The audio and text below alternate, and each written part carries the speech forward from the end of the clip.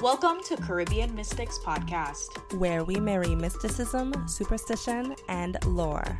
I'm your host, Paulina. And I'm your host, Gabrielle, and we are your resident Caribbean mystics. Join us today as we explore the depths of real supernatural stories told by real people located right in our very own backyard.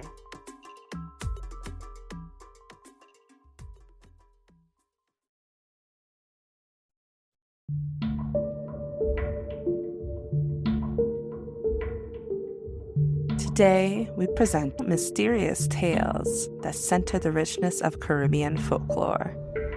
5-year-old Tundra Weaver, born on the island of St. Croix, lives across from a cemetery where the spirits come to her porch to play.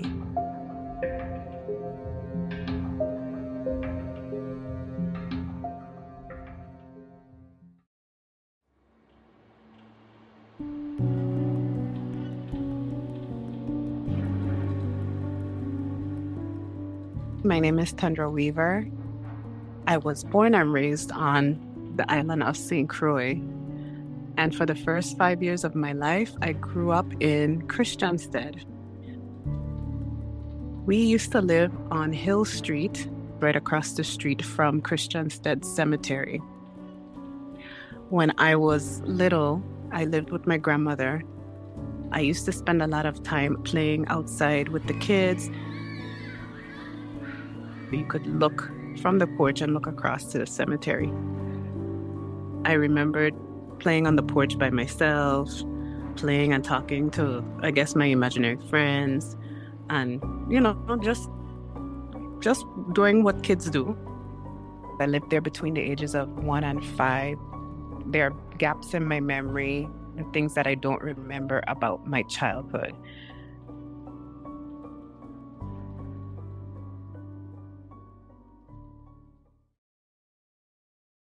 It was not until adulthood that my grandmother recalled incidences. She would remind me about one time when I was out on the porch and she came out to see me playing and talking to some imaginary friend, eating and drinking food. My grandmother told me this because the jumbies was feeding me.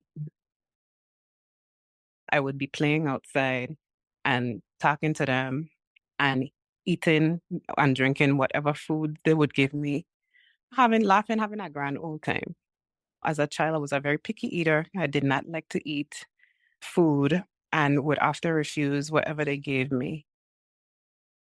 There was an incident that I remember clearly. I still remember it to this day.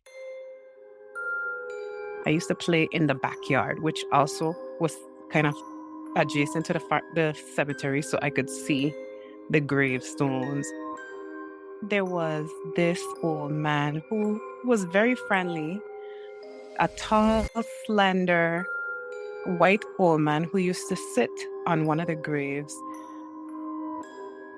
Every time he saw me, he would wave and he would say hello, and, we'd make small conversations.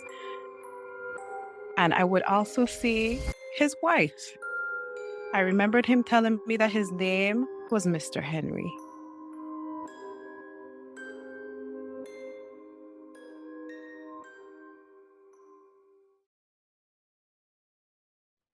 So I remember telling my grandmother about the nice old man who would always be sitting in the cemetery. When I went outside, she would ask me, "Who is this old man? What does he look like? Describe him to me." So I was telling her that he was a tall, slender white man with a bald head, and his wife was shorter, and she had like a shorter hairstyle in like roller curls.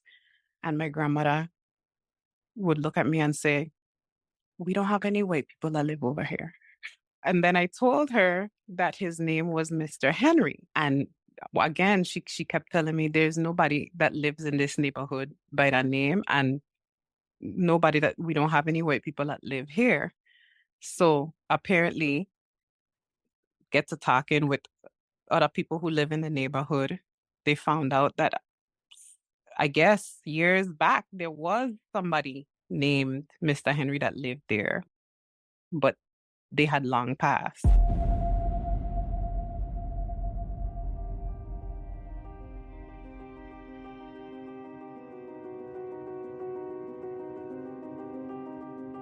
My grandmother became alarmed after she noticed that I was talking to these people who apparently once lived or maybe had already passed on. She went to seek advice from a family friend. I know her as an aunt, but I don't think she was related to us. You know how it is in the Caribbean when your family is friends with another older person, you call them your aunts. They discussed what had happened and what was going on with me. And my aunt told my grandmother that there was a bush bath that she could give me that would kind of break the connection or, stop me from seeing these entities. One day I remembered her coming over to the house. She went into the bathroom and prepared this warm bath. And I distinctly remembered as I walked into the bathroom and I looked at the water. It was purple water, kind of purplish blue. I stepped into the tub. It was a warm, nice bath, and they'd washed me from head to toe. I had 2 of these baths. They didn't seem anything out of the ordinary to me as a child. But after those baths, over time, I don't remember having seen these people anymore.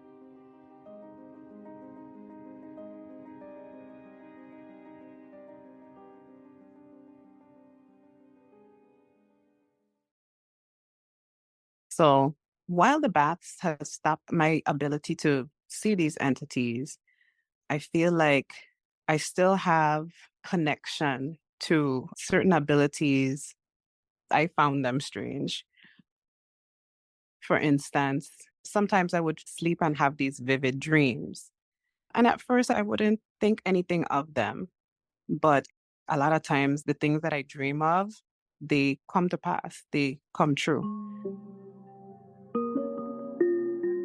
This is something that happens in my family. Like, I remembered my grandmother telling me she would often dream, but her dreams would be numbers. She would dream numbers dream numbers and tell you to play this number in a lottery. So one day in Georgia, she told me to play this number because she had the dream the night before.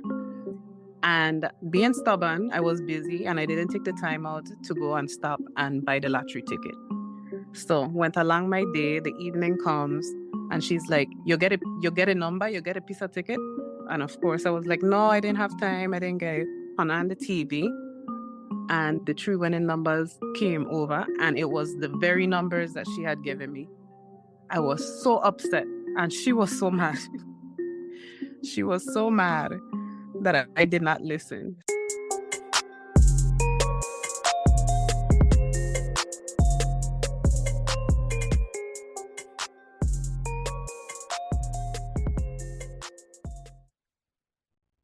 Welcome back, you guys. What an amazing story. I'm your host, Paulina.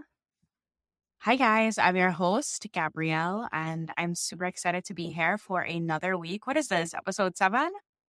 Yeah, I think so. I love this. And I'm also sad as we get to the ending of this season. I know. I'm excited though too because I love our finale. Our finale story is gonna be a Yeah, good for sure. one. And I'm Yeah. excited to kind of do like the chat backs and kind of review everything we went to. And I really been wanting to do like updates on some of our storytellers, like in the future, maybe like a little bonus episode. Or we're like, Oh, so I love this. yeah, like check in on them. Are you still being haunted by that thing? Like, how are you feeling now? No, I love this. I think that's a great idea. Or if there's any revelations that's come forward since. Mm-hmm. No, I Yeah, love it. asking some questions that some listeners had. But yeah, that's another update. But I'm excited to talk about this story. I think it's you interviewed this person. How'd you come about Tundra, that? yeah, Tundra is my sister-in-law. So Mm. she and I were talking one day. So Tundra grew up in St. Croix and, well, born and raised in St. Croix. So she had a lot of stories. And specifically, what actually prompted this is my husband, every once in a while in passing, would say things like, oh, like my father could see the future. And we would get into like various accounts of his father, like going to sleep and having a prophetic dream about like a plane crash. Like a plane crash is definitely one of the stories where he thought I went to sleep, woke up and was like, oh, there's going to be a really bad plane crash today. Only for, a commercial airliner to go down. And so there was just that like ongoing conversation with him. And I think one day I was talking to his sister and I may have mentioned it. And she was like, no, it's absolutely true.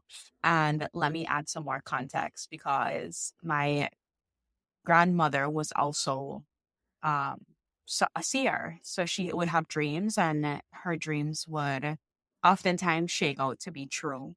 And that's kind of how that started. And then I was finally like, oh, you got me in the podcast. Now do you have a story? But I was Mhm. super excited to have her as well because it's our second St. Croix story. Yeah. And, St. Croix has so many stories. I don't even think we've cracked the surface of some of the ongoings in St. Croix, the paranormal ongoings.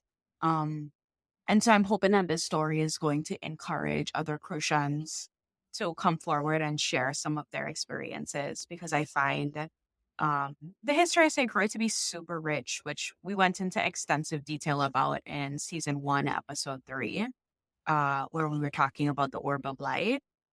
Mhm. So check that out if you With haven't my yet. brother-in-law. Oh, I love this. Mhm. Oh my gosh, what a crazy synchronicity. Yeah. I was thinking that, I was like, "That's cool," because the first one was mine. So both are in-laws from St. Croix, Crucians. Um, and I think it's so cool because I didn't know that until just now that that was your sister-in-law, and I find it even more cool because you get kinda like the background, like the inside scoop, and that's fascinating that her father also had this. So I'm assuming the grandmother was the father's mother? Yes. Okay. And they share a father. So my husband and his sister share a father. Mhm. And obviously, then they share a grandmother. And it just seems to be a gift that's been passed down the lineage. Um, yeah. Your children are gonna be psychic, is this what you're telling me? I mean, the genetic pool is looking real ripe for it.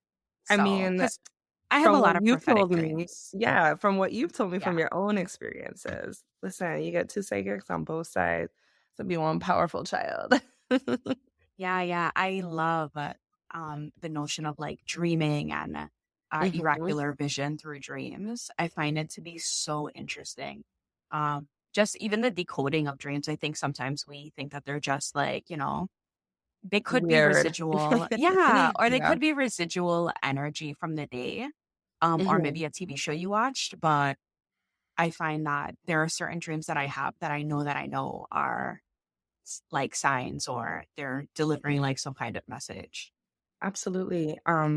The first time I've always loved dream analysis, even from more of a psychological perspective, because that's something we actually learn. I remember in school, I took a class of AP Psych, and my favorite part of that class was dream analysis. And my teacher, Miss Kelly, she was extremely good at it. And in my head, I always thought she was low key a witch. And every Friday, not every Friday, like every actually, I think it was every Friday. She'd have one of us come and volunteer to tell our dreams to her. And we would, and she would be so spot on about every type of thing, like down to a T of what the dream exactly was about. It blew Wow. my mind. And I actually came to her office one day and I had this really disturbing dream, as I normally do. It was like a game of Saw. You've seen the movie Saw, right? Yeah. Completely disturbing, gory. It was like that, but it was taking place in my house. And the little saw guy on the little tricycle comes out, the puppet, and he's like, he says some weird nursery rhyme like, "You have to pass this test in order to blah, blah, blah, blah, blah." Like, you know how he talks. Correct. "You got this amount of time to get this thing off your head before it, like, snaps your jaw," or something, like so, I have these weird obstacles I have to go through in my house.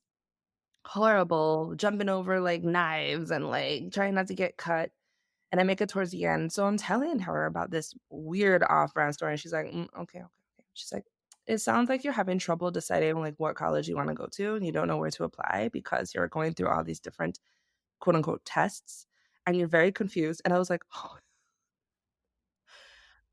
I had no idea it related, but that was the season of my life that was happening currently at that Yeah. time, you know, it was my senior year. I didn't know what to do because I'm a creative person and the school I went to was very academic focused, and Yeah. it was really disturbing to me, and it came through in my dreams, and she really nailed it, and I just thought it was just fascinating because not only through a spiritual sense can dreams have, like, symbolism, but even, like, psychological. And the thing is, though, when it comes to books like Dreamers dictionaries, things like that, I cannot fully subscribe to it because dreams are very personal, and so is symbolism. To one person, a snake might represent, like, deceit or, you know, an enemy, snake in the grass. But to another person, a snake could represent, like, rebirth as it's shedding its skin. So I don't like the Dreamer dictionaries because I don't think they're so accurate. I think they can sometimes have some accuracy, but I feel like it's very personal. And going back to what you were saying about dreams, as far as being like prophetic, sometimes we think they're weird, but you can break them down in ways where you didn't know that they're actually telling you something that could be happening in the future. And they're not always straightforward, like a vision like in a movie, like this plane is crashing, it's number Boeing number 757, you know, it could be totally shrouded in symbolism and weird signs, but you piece it together like a detective and you never know.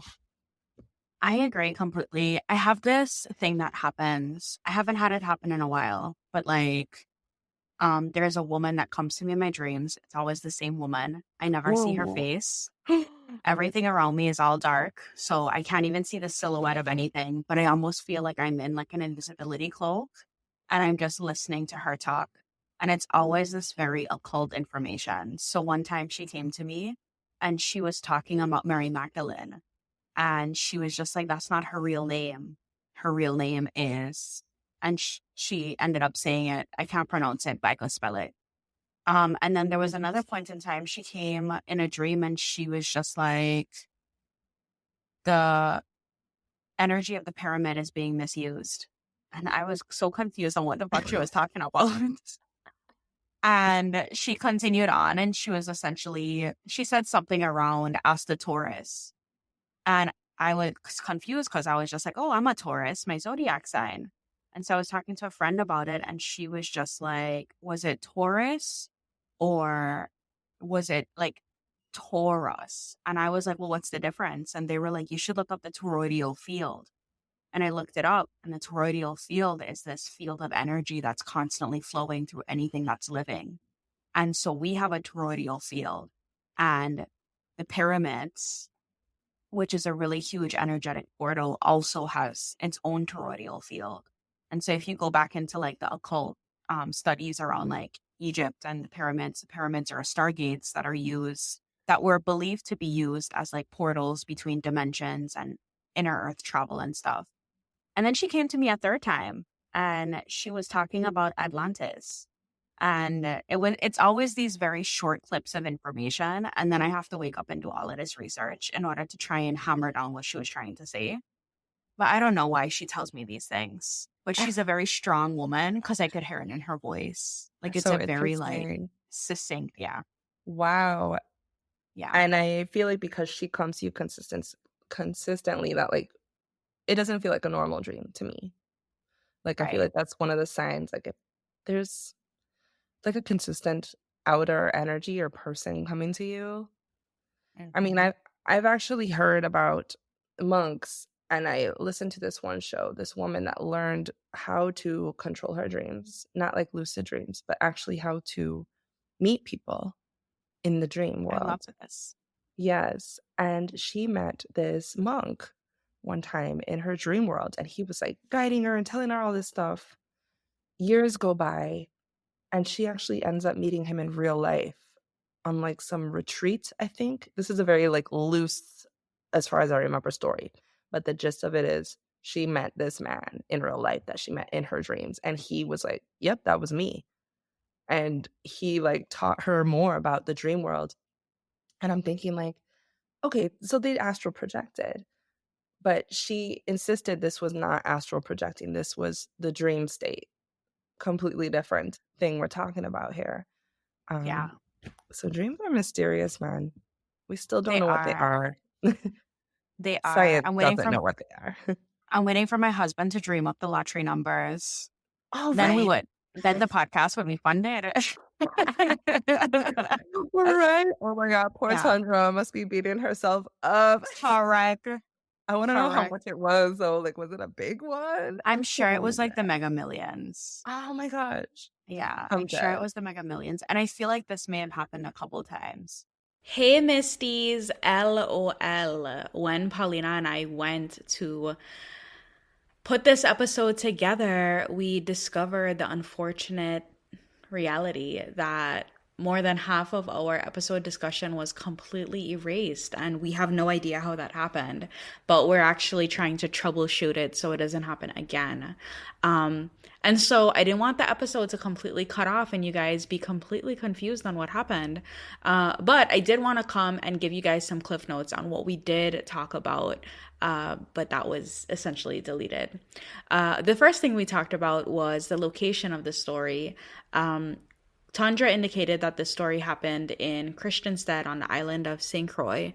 And what you guys don't know is across the street from her home and the cemetery where some of this story takes place, there is a old hospital called the Christiansted Hospital.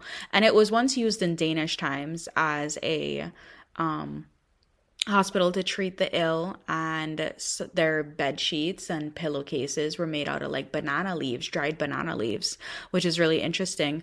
But over time, the hospital became derelict and unused. The roof tore off from, I'm sure, a storm.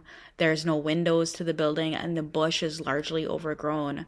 But it's said to be haunted, and there are instances of people seeing lights flickering in the building at nighttime when no one's supposed to be there, hearing strange noises while they are exploring the building.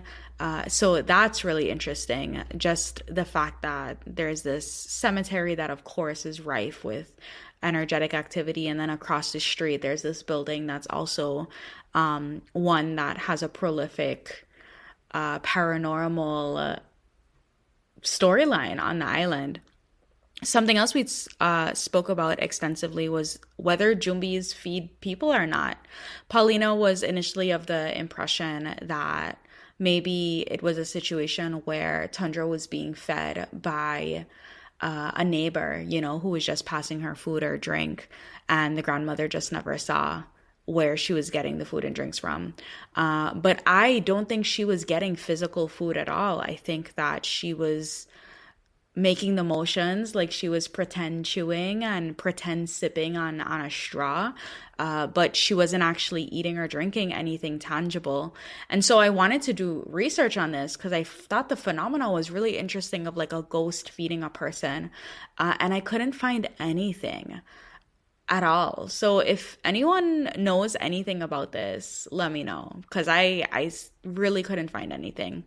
And then I ended up stumbling into some research about the opposite, which we feed spirits with food and water on an altar, right? As an offering to them and as a energetic sustenance for them as they go through the crossroads and the afterlife, and but yeah, that was really interesting.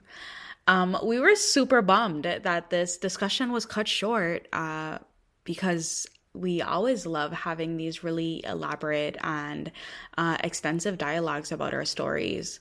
But also a piece of me, I'm not a skeptic. A piece of me feels like maybe this was intentional by the energies, that maybe whatever we said wasn't intended for the storyline, But yeah, I hope you guys enjoyed this episode. Check out our Patreon. I just updated our Patreon for this episode drop, and I think you guys are going to really enjoy the information that is going to be coming forward on the Patreon. Send us fan mail, send us emails. We love Are You Bad. And yeah, 3 more episodes left of this season. I just can't believe it. Anyway, bye. Thank you for listening to Caribbean Mystics Podcast. If you enjoyed the show, don't forget to share with your family and friends. Like, follow, and subscribe to keep up with all of our spooky Caribbean content. Do you have a story you'd like to share that took place in the Caribbean? Email us at caribbeanmysticspodcast@gmail.com. That's caribbeanmysticspodcast@gmail.com. Or check the show notes for more info. Caribbean Mystics is created and hosted by Paulina Creaky and Gabrielle Carrard. Theme song is Folktale Jouvert Riddim by Marcano.